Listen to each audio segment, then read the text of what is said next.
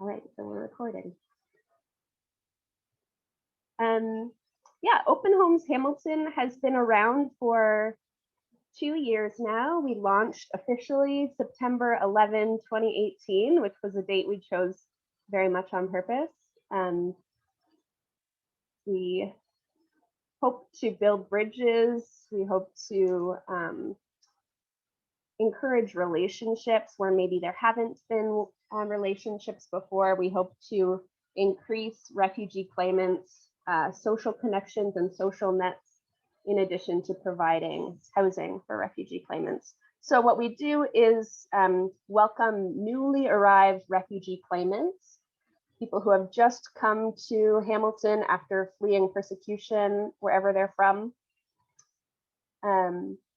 And we welcome them into home hosting situations. So we place them in people's, maybe people have an extra bedroom or an extra suite, and then we surround them with a circle of support.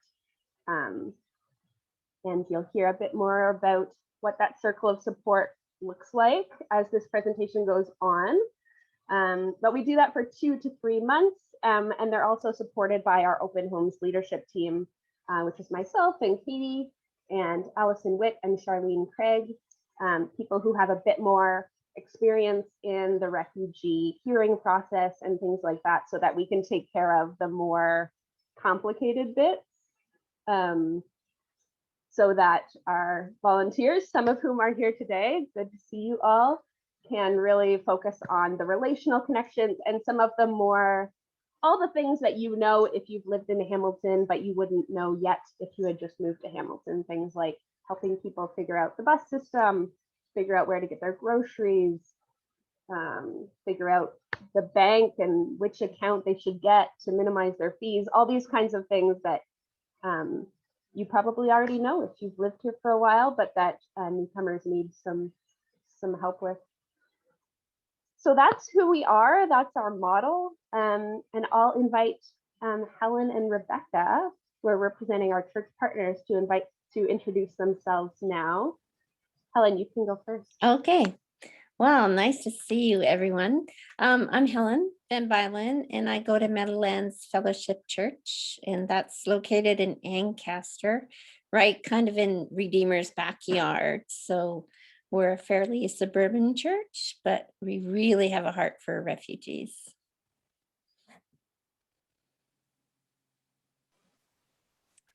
I'm Rebecca Kaplan, and I go to St. Clair Community Church, which is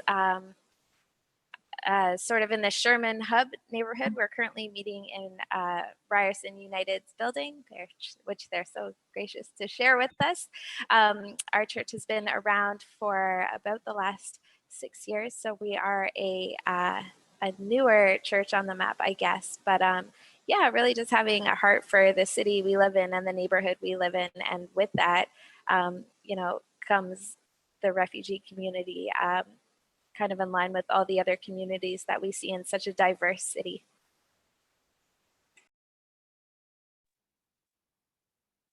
Thanks, guys.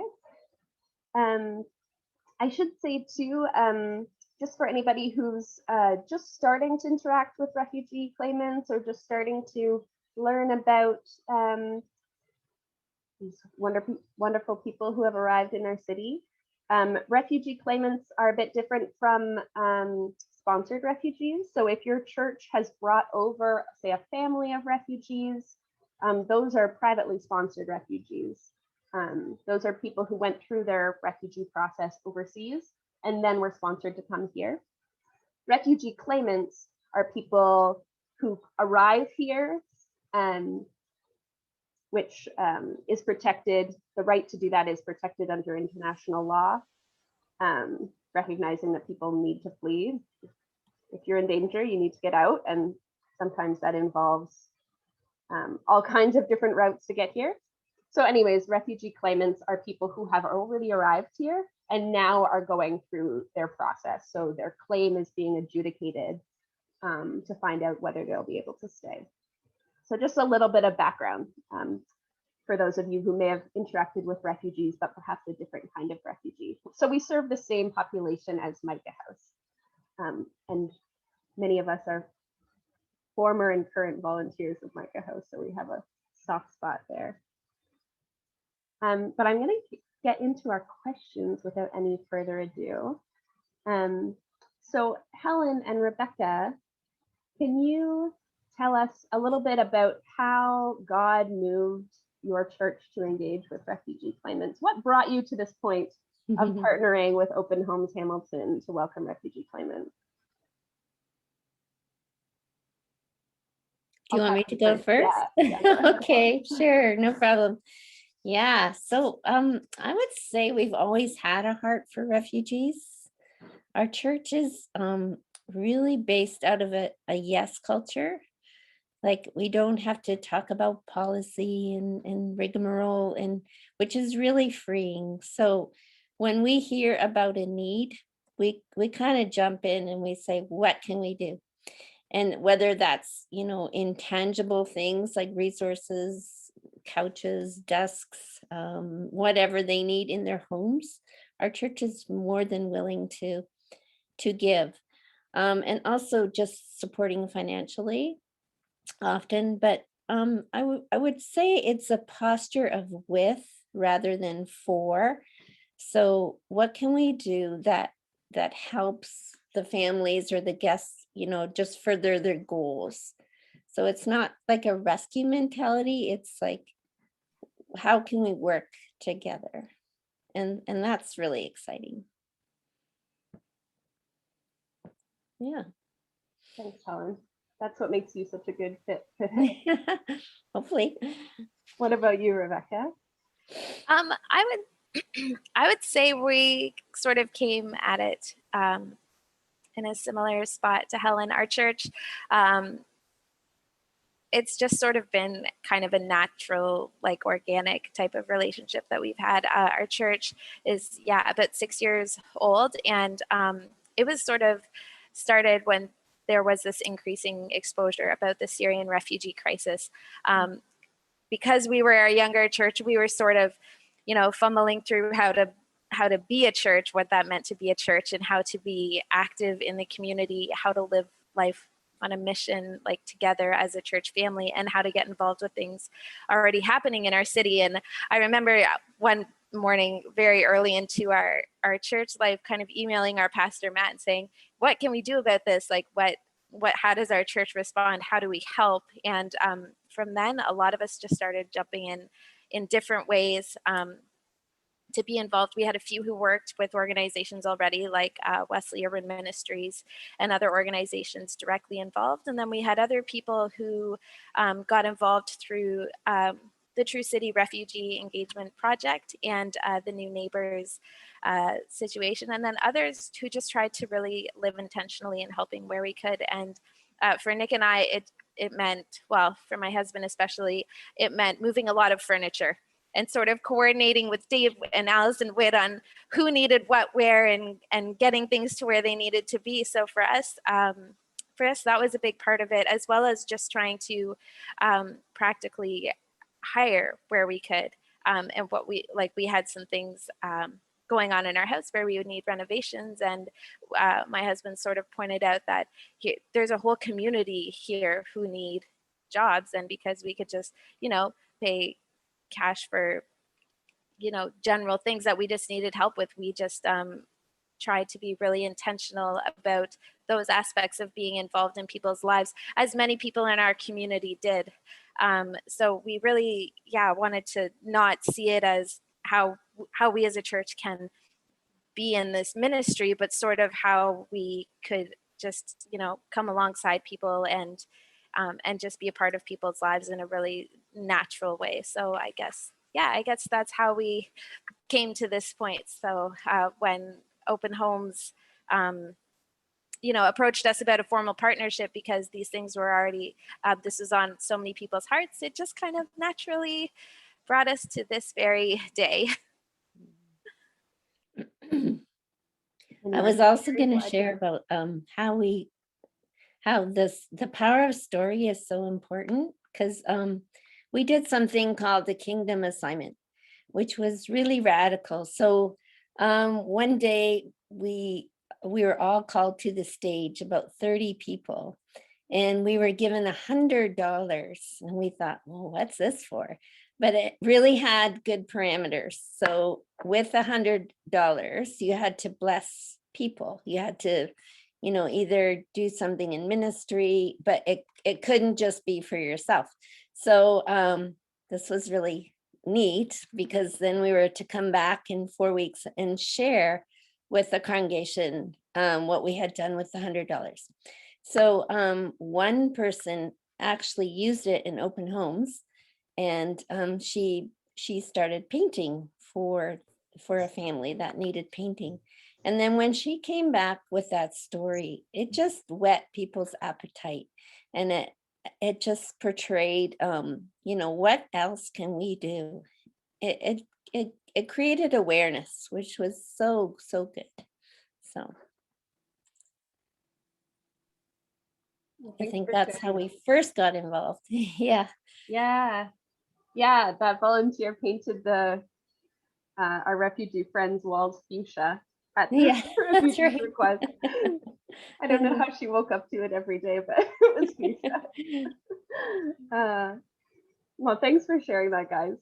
And Rebecca, you mentioned the TrueCity Refugee Engagement Project. I just wanted to highlight that for anybody who's here who may have been part of that.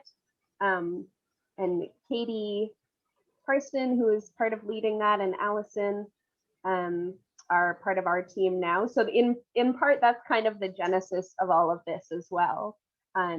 So if you have any questions about what happened during that time and how it led to this, or maybe you have faint memories of your church being involved with Syrian refugees like 5 years ago, and you have questions about that, Katie is here, and you can always put questions in the chat, and we might direct them to her at the end there. So if you have any questions that come up as Helen or Rebecca or I are speaking, feel free, put your questions in the chat and we'll get to them at the end. You guys both touched on this a little bit already, but did you want to say anything more about what drew you personally to working with refugee claimants, whether through open homes or maybe you started with Micah House or another ministry earlier? Helen, again, we'll start with you. Okay, no problem. Yeah, so I was with CAP, Christians Against Poverty, for about 5 years, and a lot of people that I visited were refugees. So I was just always struck by their story of resilience and courage, and I felt honored actually that they entrusted me with their story. So yeah, that really drew me to their spirit. And just through working with CAP, I knew that I could become a companion and have the skills that way. So then I started attending information sessions on open homes, from open homes. They do a really great job. And I just remember being kind of drawn in and drawn back to their, to what they had to go through. And I thought, I am so blessed. How can I come alongside, and how can I make their accommodation to Canada so much richer and better? And just, it was fascinating to learn about them and their culture, and then me getting to share my culture and traditions with them. So there's just such beautiful learning together, like as you get to know people. It's truly a rich experience. So yeah, what else? I don't know. I guess my heart just went to people that were refugees and that I wanted to really get to know. Thanks, Helen. I remember sitting with you over coffee. One of our first volunteers. It was fun to hear what drew you. Then it's fun to hear again what keeps you involved. I know your knowledge and experience is deepened. I want to explain a word that Helen used that I neglected to explain at the beginning. Companions are those people that I described at the start who do not live with the refugee claimant, but support in many other ways, whether that's helping people figure out the bus system or the banking system, or where to buy groceries, or how to sign those kids up for school, or maybe like Helen did, help them navigate a bunch of medical stuff. Companions are friends who have been in Hamilton longer and can share just the basic knowledge that everybody on this call probably has about living in Hamilton. That is so helpful if you're new in Hamilton. So that's where Helen's coming from there. She's not only a Church Point person, she's also so I just wanted to make sure we defined that. Rebecca, how would you answer that question? I know you shared a bit already about what drew you personally, but is there anything Yeah, more? I would say I was sort of born into it. And what I mean by that is that growing up, we just had an open door and everyone was welcome. And my parents were very intentional about having people in, whether it was new families at church, kids who needed a place to crash for a bit when we were teenagers, they foster, you name it. There were just always people around, you know, from sort of different walks of life. There was always room at the table. I can't think of a Christmas we've had in recent pre-pandemic years where somebody else hadn't joined us who maybe wasn't going to a Christmas dinner or didn't have much family around. So really, it's just who my parents were. So when Nick and I, my husband Nick and I were beginning our journey with our church, we just really wanted everyone to kind of feel as welcome as we knew we were. So hospitality just became a fundamental part of who we were as a family. And when we started understanding more about what was happening in the world and thinking, you know, about the question, who is my neighbor? We just felt a pull to be involved where we could. And those first couple of years that we were involved, you know, if I were to be really honest with myself, they were hard years for me, kind of spiritually and emotionally. We had young kids. We had four young kids, very close together, and I was wondering if I was just caring for everybody else as a way to kind of feel better about myself and to kind of put that away. But the more relationships that I had developed with our newcomer friends, the more healing I was able to experience with myself. And the more I realized how God has created us to be in this community with people who are not just our church community, that we're really drawn into this beautiful, amazing picture of what God's community was like. And I would, especially with my one Syrian friend who was Muslim, I would go to her house for tea at night, and we would just have these really amazing conversations about God or marriage, or our kids were all the same age, and it was just a wonderful way to experience the presence of God. So I would say that, like, really my involvement is really just God putting people into my life that I really needed at the time. And for that, I am so thankful. So when Open Homes approached us about this partnership, you know, our church just aligned so well with the values of Open Homes, and so did I personally. So of course the answer was just a resounding yes. So yeah, I guess that's what brought me in personally. Rebecca, that was a sermon. I don't mean it was too long. I mean, it was beautiful. Thank you.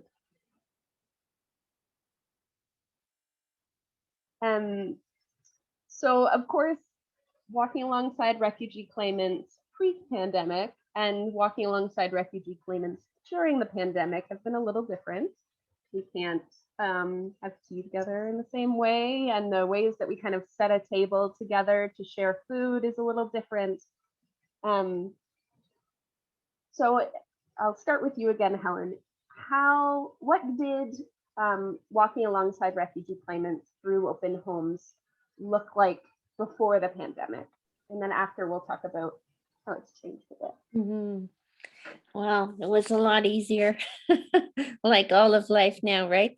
So before the pandemic, teams would circle around the guest, or teams of companions, and we would do things like we would go, we would navigate the social services with them, like Ontario Works or ODSP. We would help them fill out rent applications. We would actually take them to different homes and apartments that they wanted to see. It was really just accommodating to Canadian culture.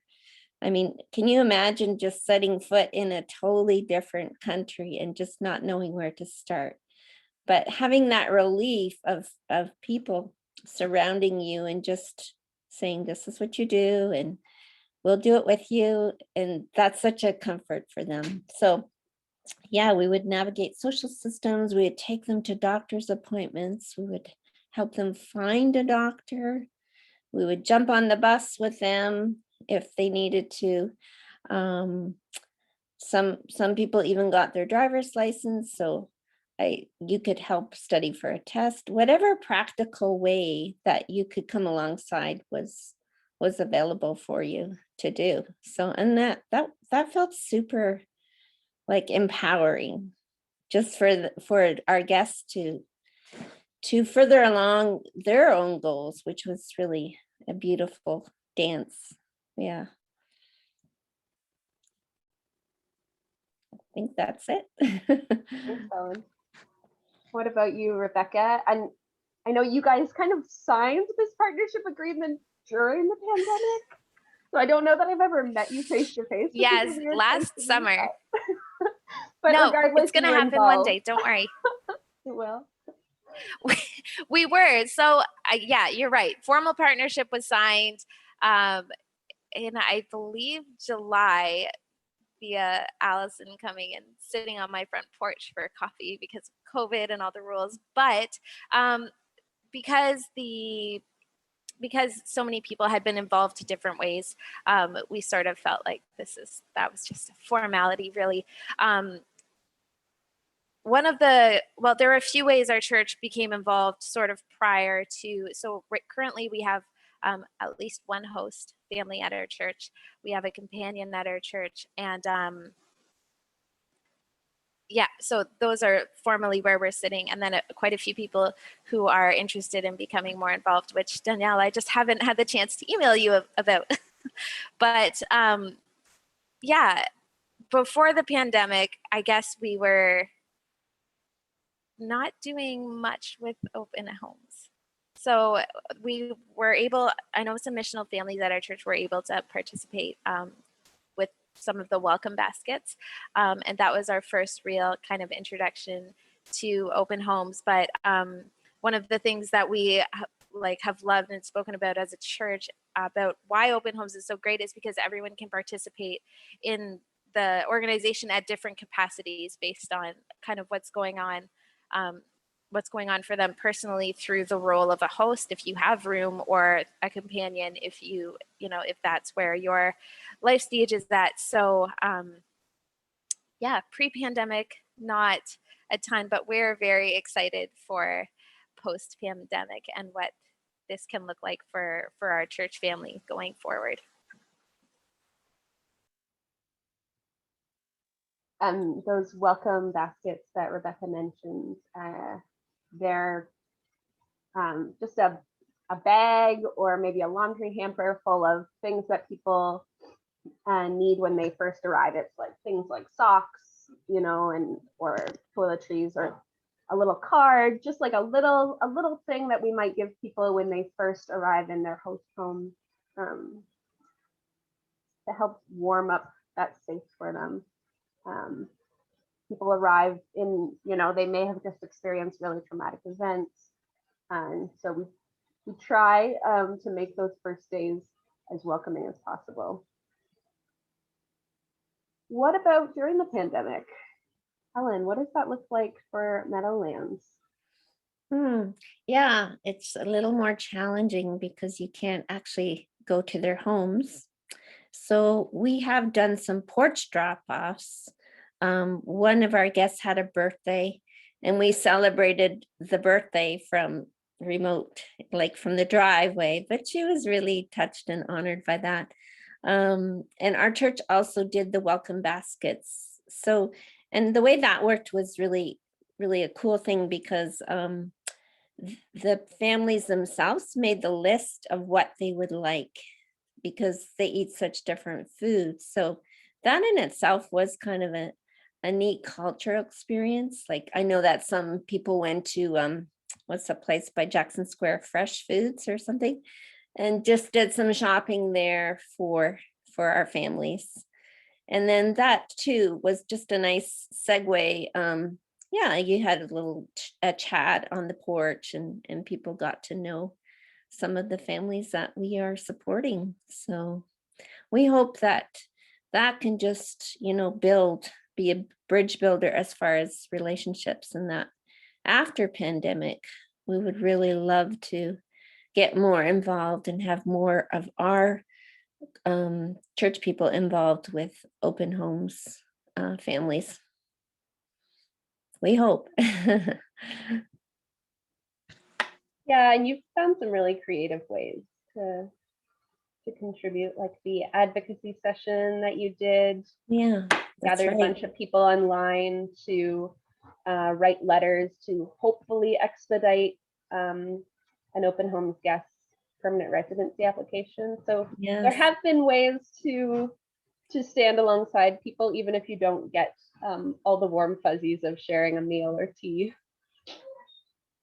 Yeah, that session worked really well. We had Cindy Stover kind of educate us on how to write these letters, and already the letters have seen fruit. We're advocating for a guest to get his PR papers, and that's in process. So it's so exciting just to partner with God, like already as to what he's already doing. And then, yeah, he's setting the way. You just have to, kind of join in and partner with him. So, Amen. yeah. What about you, Rebecca? How would you answer that question? Yeah, I mean, like most things at this time of our life, it's not, it's not what we had hoped, in being such a relational church and being so wanting to be so involved in people's lives. But our kids ministry, our kids at our church just loved being a part of the Christmas cards and ornaments that went out to guests. We had so many families really excited to be a part of that and to write cards for past guests. And so formally, I guess that's sort of what we've done so far. And we're also looking forward to having a similar session that Helen was talking about, hopefully later this year for advocacy. We've been able to start gathering as a church on the last Tuesday of every month, currently online to pray for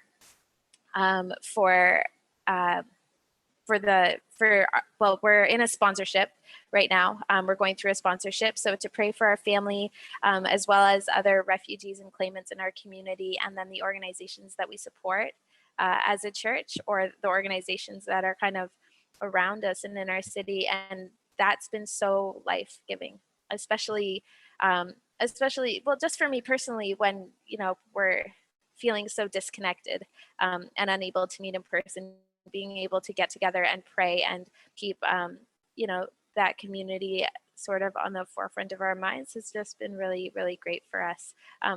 And through that, a couple people have reached out and are excited to be more involved with open homes. So we're really looking forward to, just getting some more people on board and sort of getting the word out about what goes on in those first few months of the lives of refugee claimants, and how we can, come alongside them and be a part of it.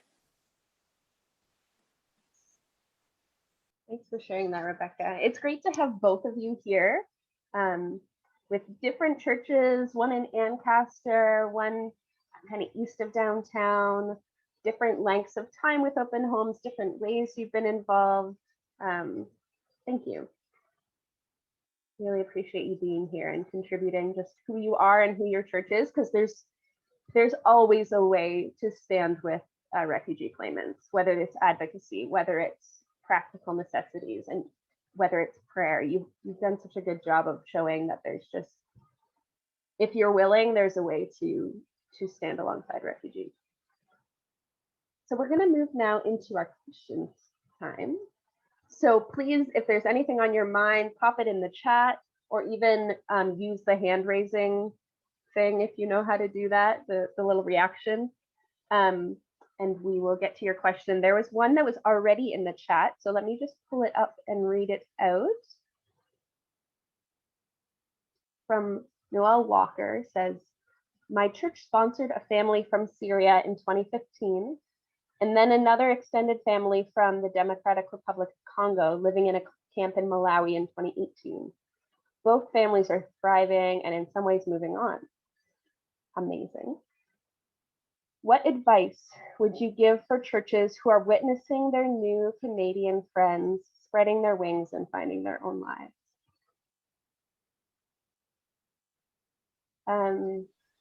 Oh, Rebecca, you unmuted yourself. Does that mean I did. I read it earlier, and I thought that was such a great question, because that's sort of almost the goal. I mean,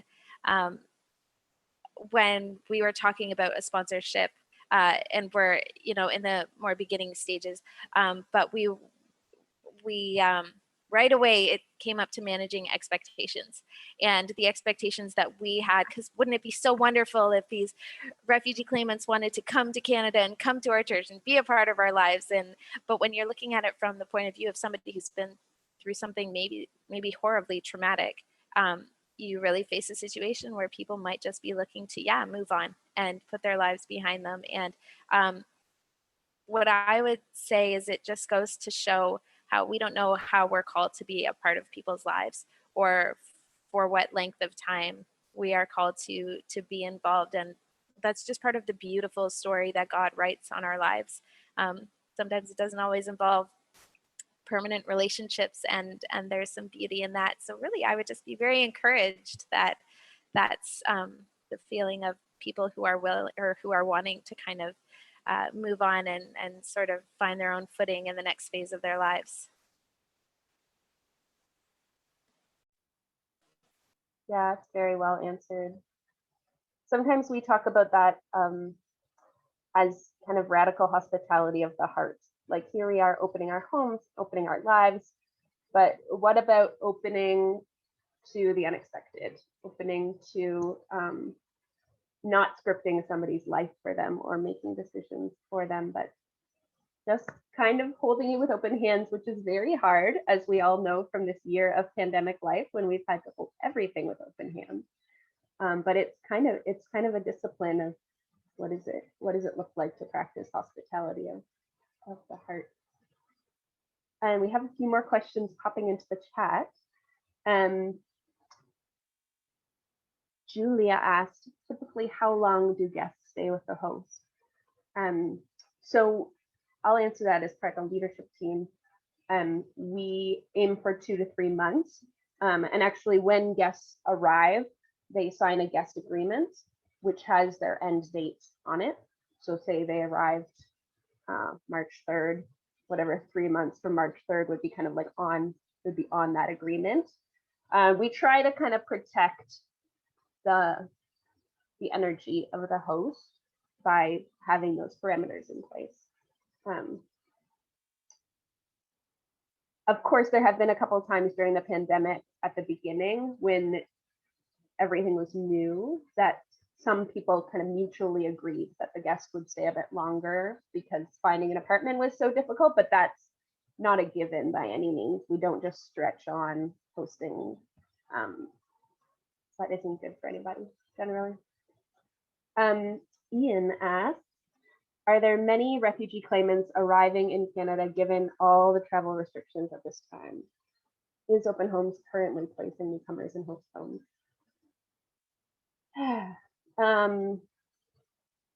There's only a trickle of refugee claimants coming through, which is a whole conversation about Canadian policy decisions.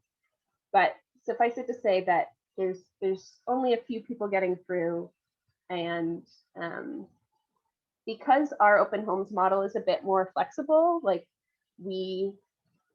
our staff don't necessarily need refugee claimants to be in a house at all times in order for our model to keep going financially. Whereas other shelters might need that. We have, yeah, when referrals have come up, we've definitely ceded to other shelters that really need that to keep going. So we've been doing more of the like background, a lot of anti-racism training actually during this time, a lot of thinking about who are we and what do we want to do, who do we want to be, how can we learn from the things that are going on in the world right now. A lot of background work has been going on, and some of that advocacy that Helen and Rebecca both mentioned.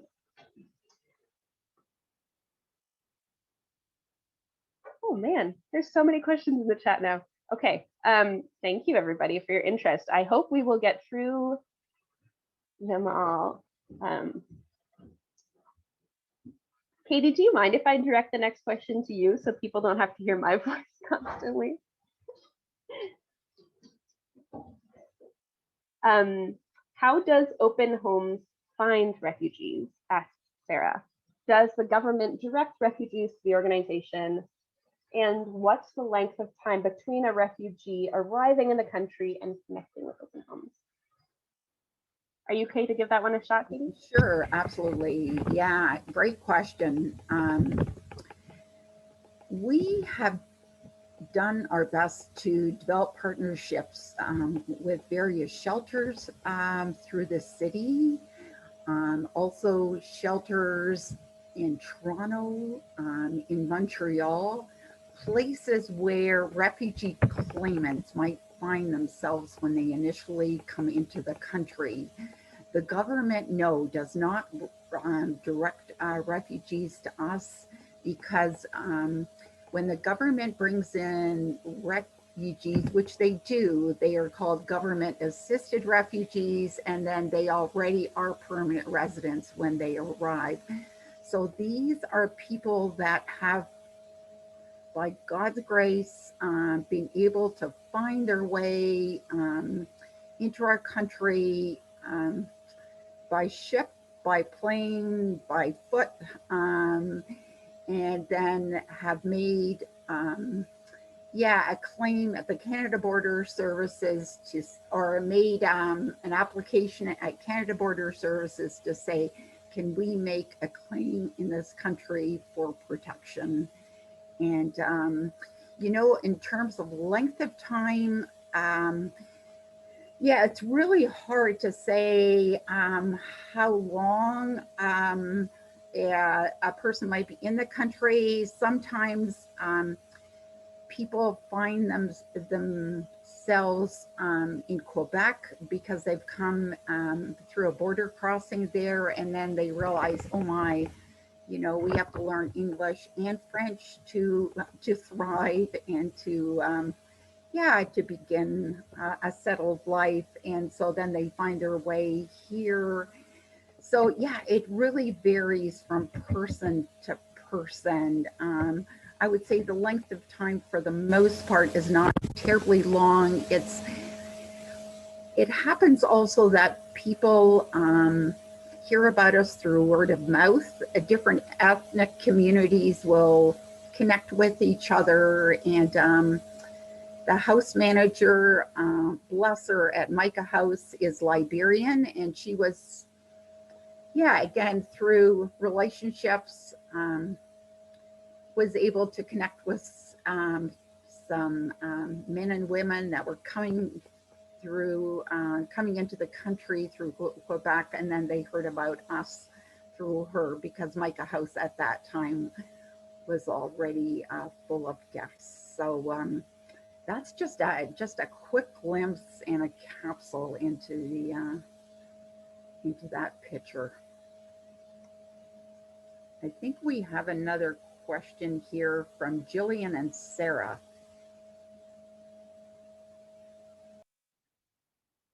Yeah, I'll open that one up to Helen, Rebecca, or Katie, whoever wants to take it. It's a good one. How have you been transformed through this process, and how have you seen God work through this program?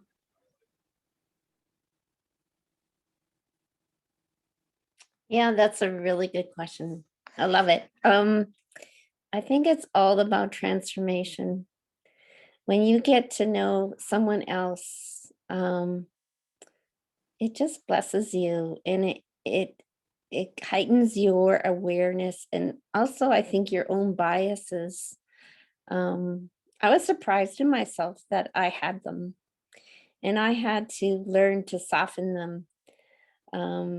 And just even subtle differences. I can't really give you an example, but yeah, when you learn about the other, it's so enriching. So I do think it's transformative, and God shows up. God through his Holy Spirit really shows up, and kind of spurs you on to do more, and to, yeah, just to be their friend.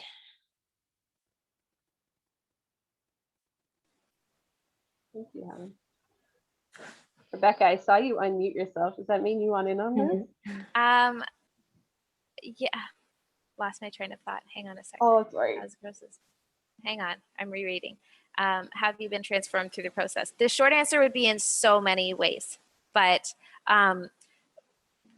when you see God work, it's not always in really obvious situations. Like, sometimes affordable housing isn't immediately, magically provided or dropped into your lap, as we know, but just the way that God comes through in little ways for our refugee friends, and also, ways that we have been shaped by being able to help in very small and unassuming ways. It's all just really been so transformational to our faith and to our family, being able to raise our kids in ways that they can see us being intentional about how we spend our time and who with, and our prayer for them as they grow older, for our whole, next generation, is that we can raise them with the desire to serve and the desire to give what they have, regardless of how big or how small it may seem. Thank you for that, Rebecca. I'm so encouraged when families with young kids get involved too. We've been surprised by how many hosts are families with young kids. We kind of expected the empty nesters to be the hosts, but God works in strange ways. And it's been so cool to hear them talk about getting involved so that their kids can see them living their faith in tangible and perhaps even radical ways. I'm going to squeeze in one more question from Will in the chat, and then we're already at our time, so I'll wrap us up. But the question from Will is, what does the process of helping guests find more permanent housing look like? How has that process changed with the pandemic and the worsening housing crisis? It's very difficult. We have learned that we need to pair guests with their housing search volunteer pretty much week 1, week 2. We used to wait a little longer, but it's so challenging that we get them paired up with wonderful people named Sarah Snyder and Connor Hildahl right off the bat. Because you're kind of trying to do something that's a bit impossible. People get, if you're a single, you get $390 a month for housing from Ontario Works. And I don't know if any of you are paying rent in Hamilton, but that is not a reasonable amount. And so that's been one of the ways that we've seen God really work as well, is by inspiring Christians and people who don't identify as Christian to offer rental space in their homes at a reduced rate. That has been really amazing. That's happened time and time again, and has allowed refugees to end up in really safe situations where they don't have to pay 80% of their monthly income towards rent. So I guess that's a good way to conclude, is that even beyond participating in open homes as a program itself. There are even more ways to get involved, you know, if by renting out a place in your home, perhaps for a reduced rate, or participating in other ways to expand affordable housing in Hamilton. You know, there's always discussions going on at City Hall. John just put an interesting comment in the discussion. Of course, there's Indwell. There's so many ways to expand affordable housing in the city and to expand the social connections that we have that are connected to housing.